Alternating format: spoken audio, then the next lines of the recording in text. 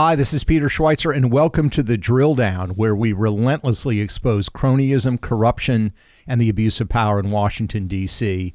Subject today is a little bit different, but is it really that different? We're going to talk about the mass murder, the terrorism that's occurred in Israel, and we're going to kind of unpack what's going on in the U.S. government. Now, Eric, Joe Biden said unequivocally, we stand with Israel. But the question we're going to answer today is, do we really stand with Israel in terms of our government policy and some of the people that are making policy decisions? No, it's a great question. I think it's actually a very important topic. On one hand, we absolutely, the United States does support and stand with Israel. We fund Israel to the tune of anywhere from $3.3 to $3.8 billion per year.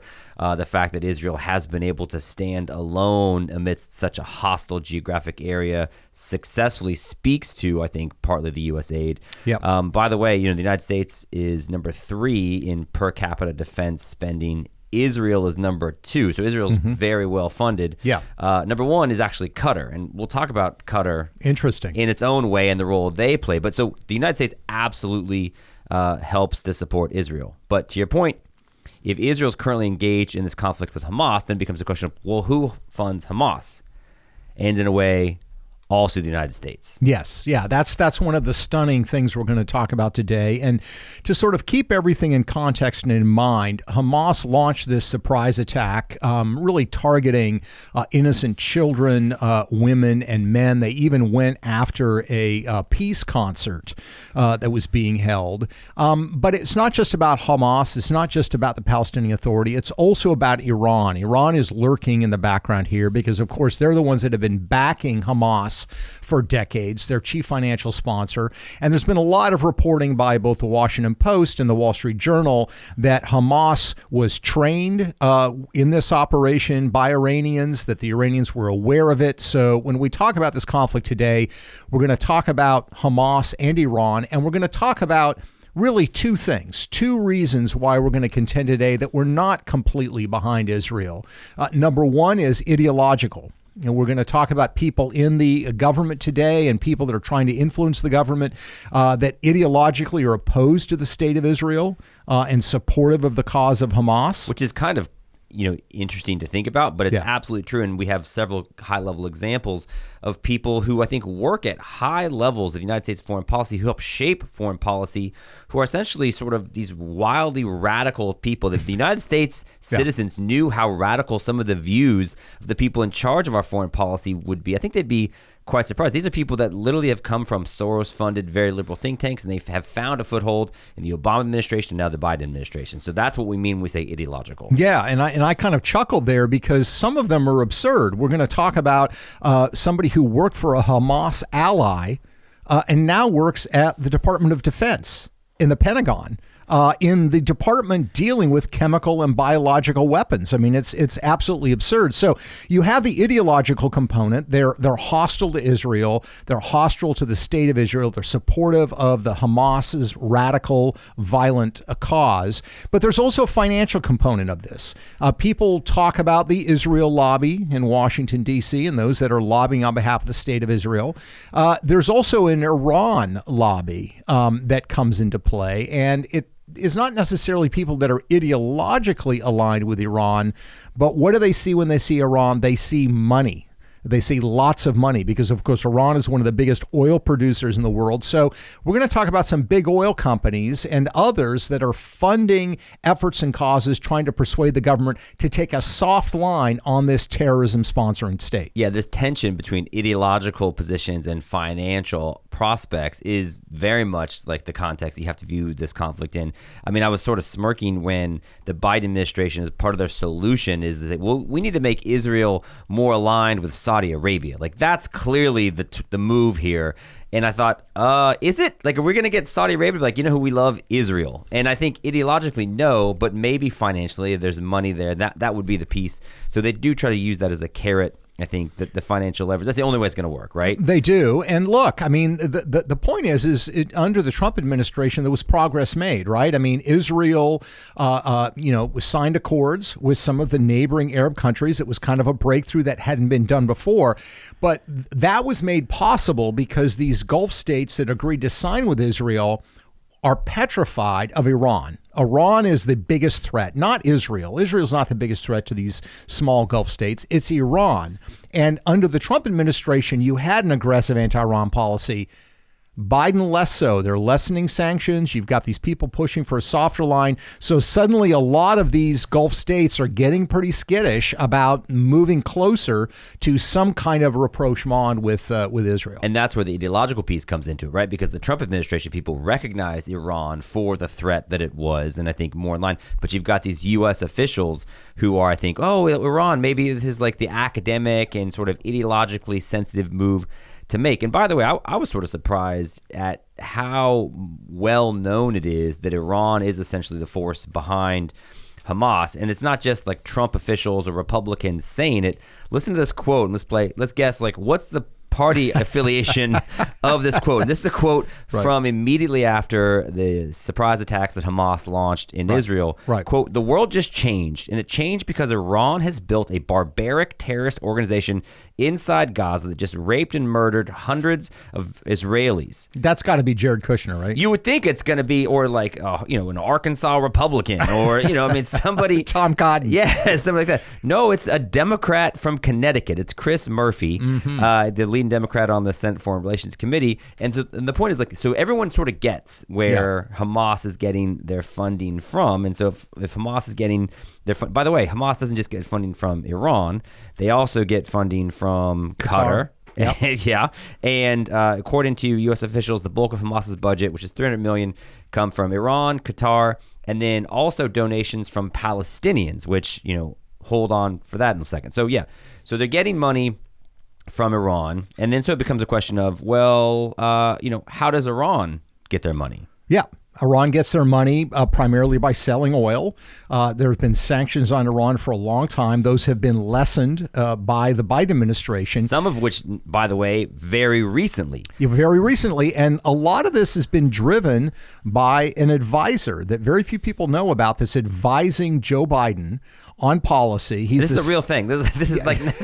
Yeah, of course it's a real thing. You think we pull these things out of our... But I'm just saying, so think about this. So we just along with the United States and Qatar, as part of this prisoner swap from a few years ago, they said, okay, listen, here's what we're going to do. You guys are going to give us 5 prisoners. Guys being Iran. They're going to give the United States 5 prisoners. And in exchange... we're going to give you... $6 billion. Yeah. But now we say it's only for humanitarian aid. Right. Iran says...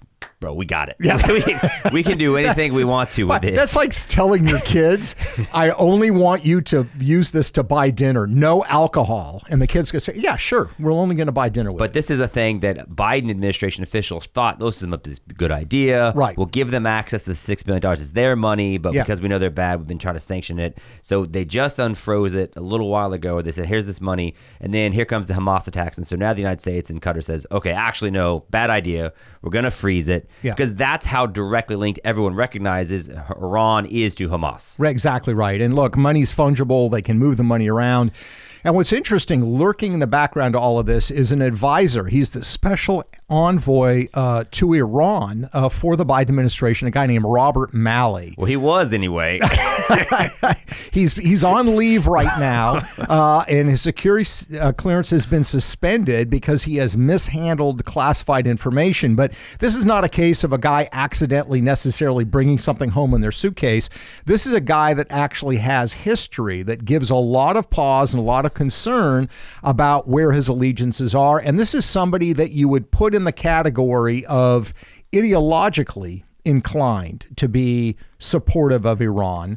Robert Malley is his name, and he kind of has a history. He has history going back to 2008 with Barack Obama. Yeah, and I think that's the key thing. And so, I think an underreported headline of the Biden administration is that many people in the Biden administration are Obama administration people, right? Yeah. And so I think for whatever reason, I think people were maybe a little bit more overt about questioning some of the alliances and the ideological bent of the Obama administration.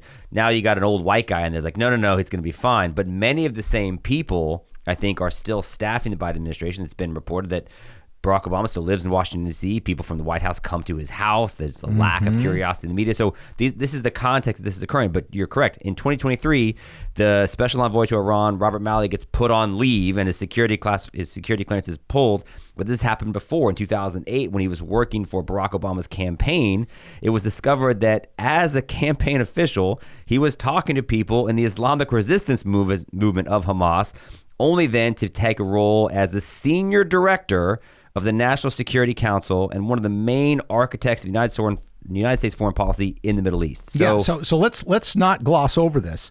2008, he's working for Barack Obama, who's running for president. He's advising him, and he is actually talking with officials. Has to leave the campaign. It's so bad. Yeah, because he's talking with officials from Hamas, which is a terrorist organization. Those would be the same people that just launched the nasty attacks in Israel. Exactly. And those are this guy's buddies. Exactly. And what's interesting is this is kind of a U.S. official. He's the special envoy to Iran. So just to put it another way, the special envoy to Iran in the United States, the Biden administration is friends with Hamas. Yes, that's right. And this is a history involving his family.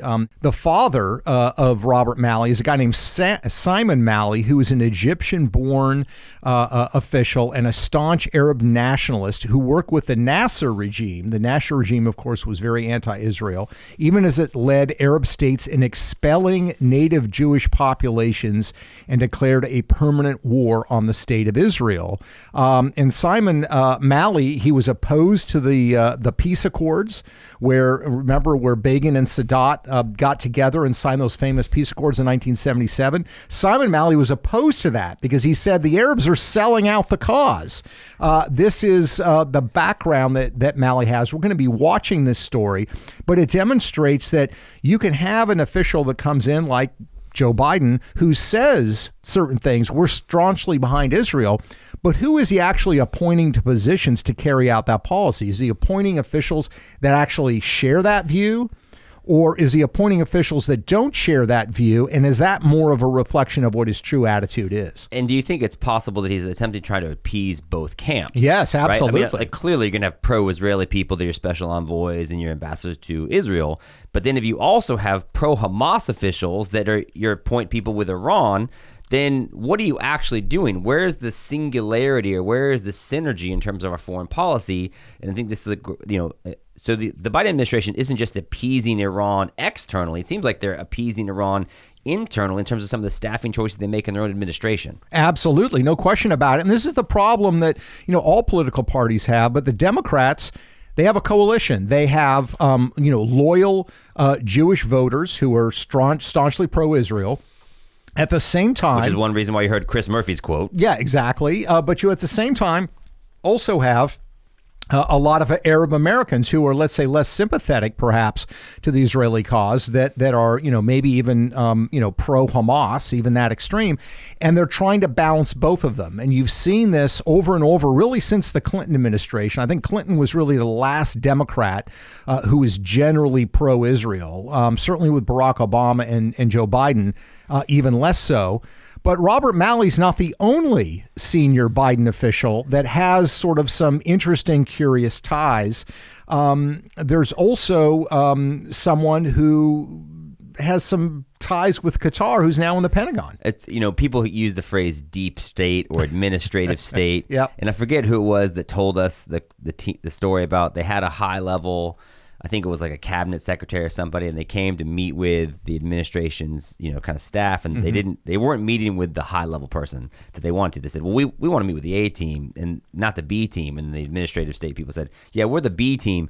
We're the team that be here when you leave. Yes. We're the ones in charge. That's the Jason Chaffetz story. Chaffetz story. And so the point is that, so when you say the administrative state, deep state, it's not a conspiracy. These are real people. And this is just, Robert Malley's an example of. They make the wheels. The policy. They make the wheels grind. So the person is the special assistant to this Assistant Secretary of Defense for nuclear, chemical, and biological defense programs in the United States Defense, previously worked for the Islamic terror state of Qatar, right? So where are we hiring people in the Department of Defense to staff our biological and chemical warfare stuff? We're hiring them, at least in part, from people who have previously worked for administrations who are also, hostile to Israel and or kind of funders of Hamas. Yeah, I'm thinking this person could write terrific memoirs from Qatar to the Pentagon, right? It could be but do you think it's because they're afraid to be like, no, we have a certain ideological threshold that we must have. If you want to work in the United States government, there are certain things that are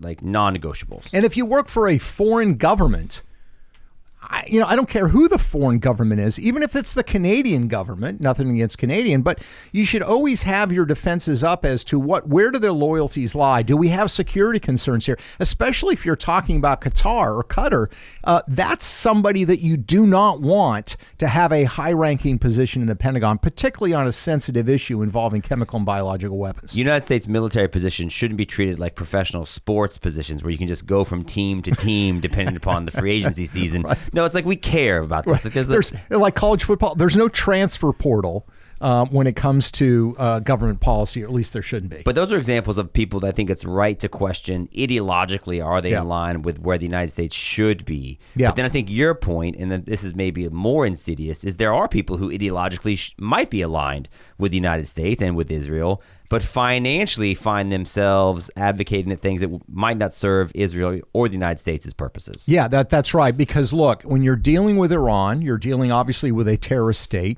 You're dealing with a terrorist state that is sitting on top of massive quantities of oils. It's one of the top 2 or 3 oil producers. It certainly has the capacity to do that. So there's a lot of money to be made, and there's a lot of entities that want access to that oil. We've talked before about how in China, the Chinese government doesn't actually have to hire many lobbyists. What they rely on are big Wall Street banks or big tech who want deals in China to lobby the U.S. government on their behalf. The same thing happens when it comes to Iran. So, if you look at a group like the American Iranian Council, this is a nonprofit that was set up to push for closer relationships between the United States and the Iranian government. Who actually runs it and who actually funds it? Well, the president was an Iranian regime insider. The co-chairman of the lobbying group was a former vice chairman of Chevron Texaco. That's right. And who funded this organization? Aramco, Chevron Texaco, ConocoPhillips. What do all those big oil companies have in common? They want to do deals with Iran. Oh, I thought it was that they're ideologically sympathetic to the plight of the Iranian people and the oppressive Jewish state, which has committed all kinds of humanitarian abuses in the region. Is that not it? Yeah, no. This is all about the green or about the black oil. Or you look at a guy like Ambassador Thomas Pickering. This is a guy who had served. This is a great example. Yeah, I mean, he had served in Republican administrations. He was an ambassador. He became Hillary Clinton's shadow diplomat when she was Secretary of State. And while he was an advisor to her as Secretary of State, he also had a side gig, a very lucrative side gig. He was on the board of directors of TMK, a Russian oil company. And what's interesting is that he was advising her, it's been shown in emails, he was advising her to reduce or end sanctions on Iran. The oil company that was paying him millions of dollars was selling oil and gas pipelines to the Iranian government that was under sanctions. I mean, that's a massive conflict of interest. So put another way, the advisor to Hillary Clinton when she was Secretary of State for Iran policy was working for a company that made lots of money in Iran. Yeah, and he was advocating for a softer line. She also appointed him to an accountability board that's quite curious. Yeah, the fact that I didn't know that there was an accountability board for Benghazi. Like, I knew we had lots of hearings in Congress and we did that. But that this guy was the chairman, the guy who's wildly conflicted over and works for somebody who makes a lot of money in regions that are hostile to the United States and would have been in favor of the Benghazi attacks. Right. And then he's the chairman of the Benghazi Accountability Board is both comical and horrifying. Right. But I would also wonder, like, I don't know why we need a Benghazi Accountability Board. Wasn't it just like the movie was bad, right? Nobody liked the movie, and then that's why they did it, and that was the whole thing. Yeah. No, it's an example of this kind of corruption that we're talking about. And Pickering is not alone. There are other people that serve in these sort of, advisory positions. The Podestas are another example of this. John Podesta, where they're advisors. They don't take official positions, but they're advisors, and they have all these kinds of lucrative side gigs. And then you have academics. I mean, this is another example. Well, we saw protests, right, at these college campuses all over the country, but protests in favor of Hamas and against Israel. And I think a lot of these students are prodded on or coached on by very liberal academics, but some of these academics are ideological, like the Robert Malleys, but some of them have financial ties as well. Yeah. So, I mean, there's a professor, John Esposito at Georgetown, takes a very soft line. He's espoused a softer line. He works with groups like the Islamic Society of North America, and he jokes with his students, quote, "I owe my Lexus and my career to the Ayatollah Khomeini." And the point that he's making is his position, his posture towards Iran creates lots of opportunities and lots of relevance for his career, and has helped provide financing and support for what he does. So it's an example of sort of this underbelly to what happens with policy positions that people are espousing towards Iran in government and outside of government. So you got the financial incentives and financial motivations. You've got ideological motivations. And sometimes I think you see a blending of the two. So when you have a Biden administration that's staffed by people who come from very radical positions, and again, this Robert Malley, so he was with the Clinton administration, and then the Bush administration takes over, and he's obviously not in line with where the Bush administration was on Middle East policy. So he goes somewhere else, right? And he goes to work for a think tank that happens to be funded by George Soros. And that's where these think tanks have a very real role, because they're sort of holding pins and ideological incubators for people, and they'll pay people with hostile positions towards the United States until a new regime comes in and then go work for the United States government. And when those people take over in the government, as they've done, then they get to do things like what the Biden administration did earlier in their administration, which is unfreeze aid for Palestine and for Palestinians. The Trump administration said, no, we're not going to do this anymore. But we now have reporting that the Biden administration has spent more than $1 billion from U.S. taxpayers to aid Palestinians. So why does that matter? Well, let's go back to where we started. Where does money for Hamas come from? It comes from Iran, and you've talked about there's financial tales there. It comes from Qatar, and it comes from money they raise from Palestinians, right? In terms of charitable donations, because Palestinians say, "Hey, we really like what Hamas is doing. We don't like having to live next to Israel." Right, exactly right. So, money's fungible. It moves around. This notion that we're going to send money to the Palestinian Authority and they're just going to keep it in a lockbox, to use an old Al Gore phrase, and it's not going to go for anything bad, is just patently ridiculous. And here's the other thing I would say is, the Biden administration put this in the context of we're providing aid for the Palestinians. The way it works in a lot of these countries, and I would say in the West Bank as an example of this, the Palestinian Authority, the money doesn't really go to the Palestinians. It goes to corrupt Palestinian leaders. Yasser Arafat was famous for this. I mean, he died. This is a guy that's the leader of a liberation movement who's fighting for his people. It's a Nobel Peace Prize winner, by the way. No, you're right. Nobel Peace Prize winner. Yasser Arafat died widely estimated that his personal wealth was some $5 billion. That's with a B dollars. Think about Palestine. $5 billion. Yeah, he didn't start a business. The business he started was the PLO and then the Palestinian Authority. And his family, his daughter and his wife, were famous for blowing huge amounts of money in Paris, buying up palace real estate. And I read an article today about the current leader of Hamas, who is gallantly pushing the fighters for Hamas to take it to Israel. Where does he live? He lives in Qatar in a luxury high-rise. He's known to have invested in real estate all over Europe. He has Swiss bank accounts. So when Western countries, the Biden administration provides, quote-unquote, aid for the Palestinian people, it's not by and large going to the Palestinian people. It's going to the corrupt leaders who are siphoning it off. So we need to stop fooling ourselves. And that's the other sort of component of this money. It's like a shakedown operation. These organizations press the West, say, oh, look at our people. They're starving. They're suffering. Give us money.